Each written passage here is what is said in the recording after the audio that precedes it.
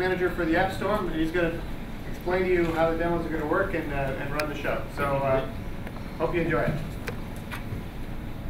Well, hi. I have to say these teams you're about to see only came up with these ideas and brainstormed them yesterday morning. It's been awesome watching our Tait partners and our Tait people coming together in such a collaborative and innovative way to come together with these things that you're just about to see.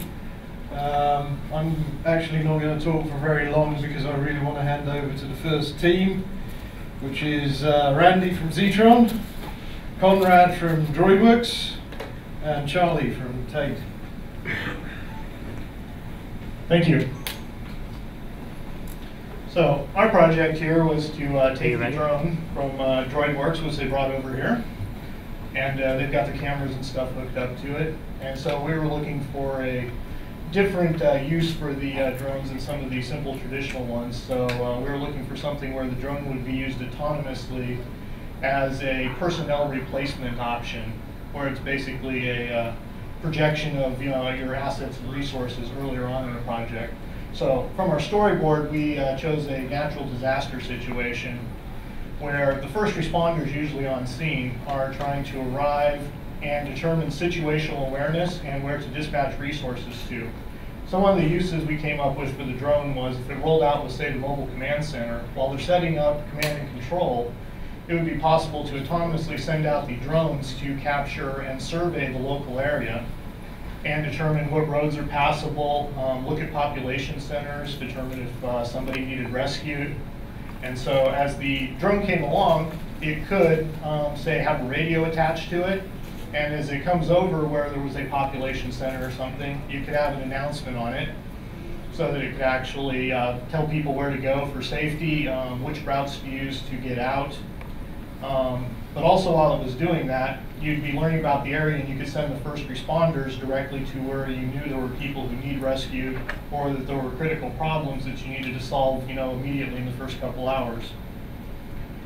And so after that, we extended it out a little bit more on our scenario and came up with, well, if the drone was flying over there, you might need to target certain areas based on what kind of sensors you had on it. Since we've got a camera on here, we decided to go with a light flash that if somebody flashes the drone would pick that up and realize that, oh, there's an event that has occurred there, and it would mark it on the map. And so we've got our drone following a virtual flight path we've created for it. It will mark the map and show where each of these incidents occurred. And then if you have the right sensors, additional capabilities on the drone, you could say capture a video. Or if you didn't have a video, we thought you could put, say, a directional microphone on it, bring it down in, and actually have a two-way conversation with somebody if you found someone who could give you better situational awareness by having you talk to them directly. So you could bring the drone in a little closer and actually have a two-way voice conversation with somebody. So that was kind of the scenario we were looking at for where a drone would add additional value over having to take your first response people and send them out to do reconnaissance.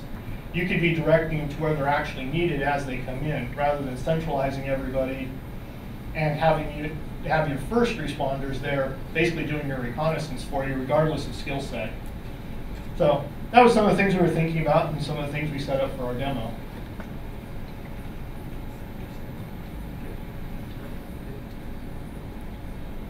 So we're going to send our drone off here, and it's going to start its flight path.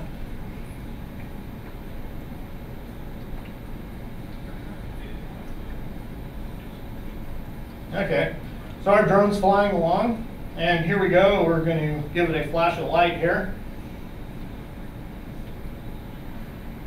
And so the drone picks that up and marks the area as it saw an event of interest out there when it saw the flash of light occur. Now, in the real world, you could have various other sensors detecting various things. If you had thermal sensors on it, you could have it searching for maybe people trapped in rubble or other kinds of incidents and cases.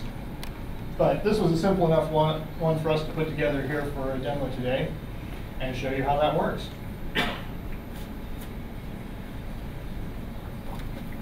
Well done, team.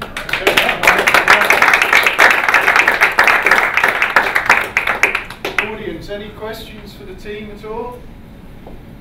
Or observations? Is anybody using this? I believe they're using the drone. Don't know all the aspects. Can I come up and talk about your drone? Well, I can say a bit. Okay. When I said anybody, I mean any law enforcement or? Yes, we just wrote it today. Traditionally, it used to be for us aerial photography and video, but the next market, the new market is law enforcement, fire department, search and rescue. So there's a huge amount of interest in that area, and we're trying all applications, and it's actually working real well and adding real value. I think they want to see it fly, too. We can do that. At the end. At the end, okay. Yeah. We'll do that at the end then. Thank you. All right, thank you. Any other questions?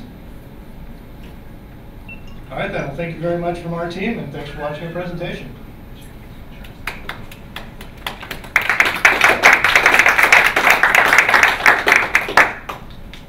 Okay, so we'll hand over to the second team now, which is Alex from Higher Ground and Tony from Tait.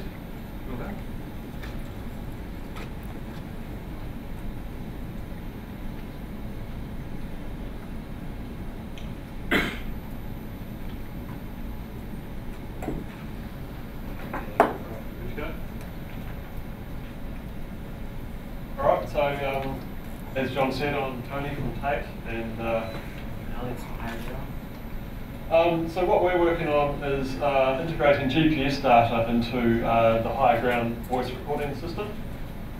It's only the end of day one, so we're halfway there.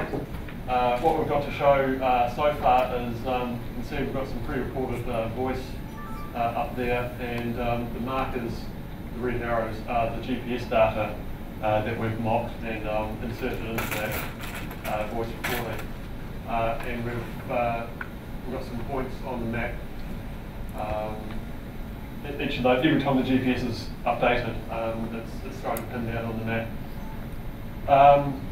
What we aim to do tomorrow is to have the pins moving in real time. So hopefully tomorrow, when we demo for you, as we're playing, you'll see these pins moving, and as we're transmitting, they will light up, and so you can see who's transmitting at any given time. Do you want to take it from there? So this sort of thing exists in consoles, but it doesn't exist in voice recording technology, as far as I'm aware. And so we thought, hey, why not add it in? It seems like a great feature. I was surprised that it doesn't exist already. So I guess having coordinates during a call would be helpful for incident creations. So as a dispatcher over a radio is on pursuit. Talking to the mic. Talking to Close the to you, mic. yeah. As the dispatcher or the police officers is in pursuit, the system might sometimes send out coordinates on where they are. So as the case go to trial or go to the court, we will be able to use to look at the maps and listen to the call to visualize a little better on what exactly happened. So that's what we intend to do.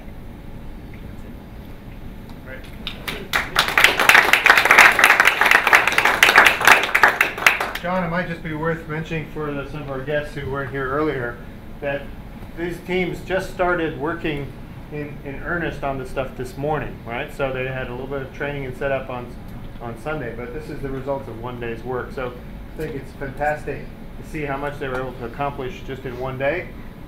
Who knows what tomorrow will bring? So it really shows the power of the teamwork and the technology.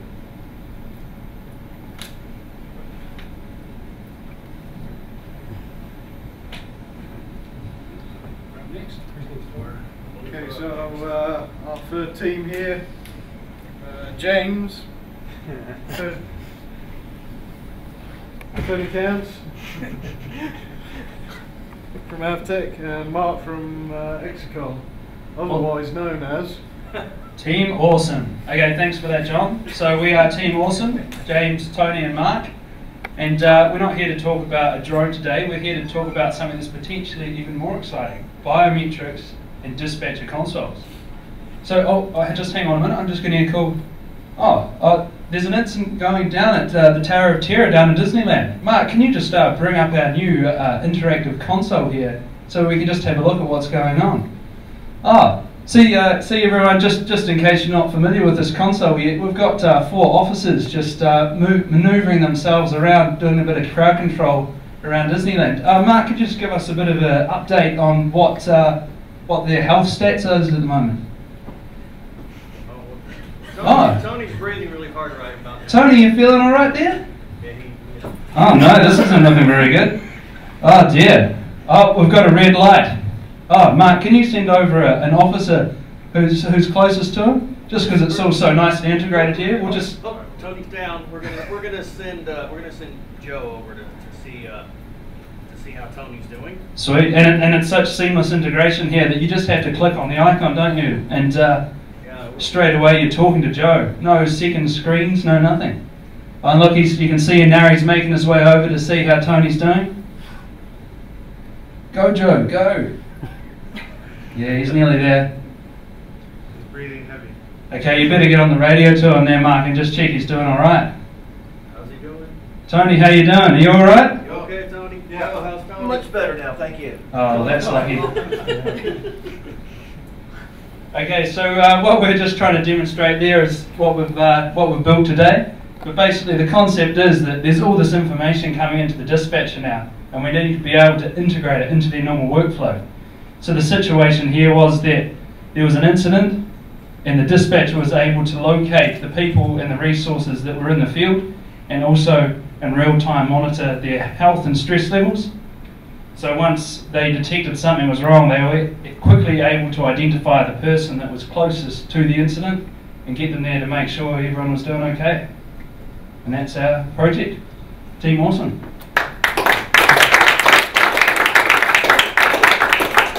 Any questions there for Team Awesome? I don't know if it was pointed out that Tony's wearing a bio harness. Yes. I won't pick my shirt up to show you. He's wearing a wire. Yeah. So yeah, the technology we're utilising here is the bioharness that's also being displayed on the Tait stand, as well as the location capabilities that are available in the new portables as well. Sweet.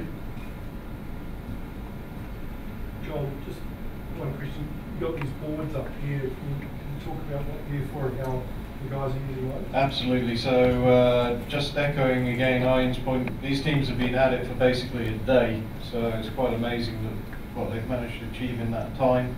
They started off yesterday by just having a quick look at storyboarding the customer scenarios they were interested in developing. I know all of these teams are very, very interested in observations and thoughts from the audience on those stories. So I would suggest you catch up with the teams afterwards and have them talk through their stories with you over a few drinks. But before we get to that, I believe I've handed out a brain to each member of the audience as you came in. Frank's got an extra brain too now, that's good. What I'd like you to do is grab yourself a drink, come and talk to the teams, have a look at these stories, and hand the brain to the team that you think is developing what you believe is the most interesting, compelling application you've seen here demonstrated. I had one more team that is a team of one, and has promised me he's saving his powder, keeping his powder dry for tomorrow. So if you thought this was good today after one day, wait and see what these teams manage to create by tomorrow. I think we just we promised them a little aerial demonstration before. Right, so it's probably a good idea to do that before we break out the drinks, right? Should we do that? Yeah.